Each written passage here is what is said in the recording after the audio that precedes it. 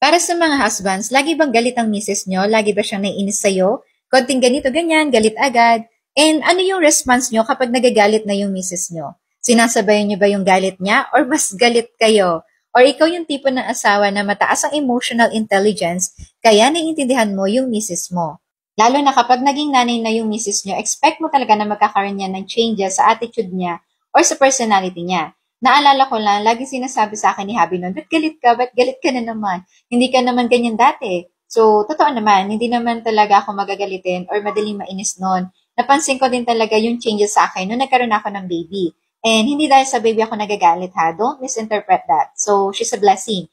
But to the fact na yung about sa hormonal changes, kulang sa tulog, unmet physical needs, and yung feeling na superhero ka, na kinakaya mo ang lahat like sa gawaing bahay kasi wala namang ibang gagawa nun kundi ikaw.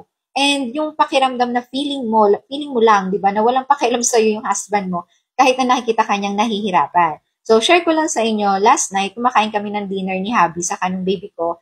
Then, after no, nagliligpit na ako after namin kumain. So, nigpit ko na yung pinagkainan namin.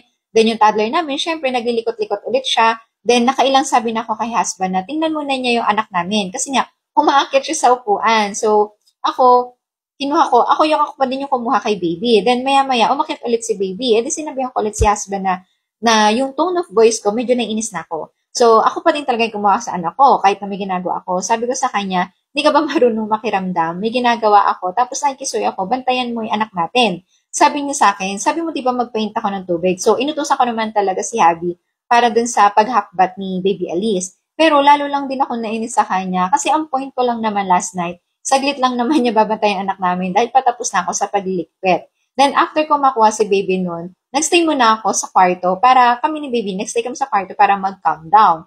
Pero yun nga, okay naman na kami ngayon. So, shinare ko lang yung scenario na yun. Kasi, alam mo yun, parang natitrigger ka, naiinis ka kagad. Ito kasi akala ng mga mister natin na nagagalit tayo ng wala lang, ng walang dahilan. Pero please lang mga husbands, intindihin nyo din kami. We are a mother, a wife, a hustler, and all. And marami na din ako nakausap na kapwa ko mother na malaki talaga ang factor kapag meron kayong deep connection, kayong mag-asawa na pinaparamdam ng husband, yung support talaga niya sa misis niya, and yung tumutulong din talaga siya sa gawaing bahay at sa pag-aalaga ng mga bata. Doon mas nararamdaman namin, kami mga wives, na hindi kami nag-iisa, na there's really a teamwork. And kapag nakikita nyo yung mga wife nyo na kinakaya niya ang lahat, hindi ibig sabihin no na hindi niya kailangan ng tulong.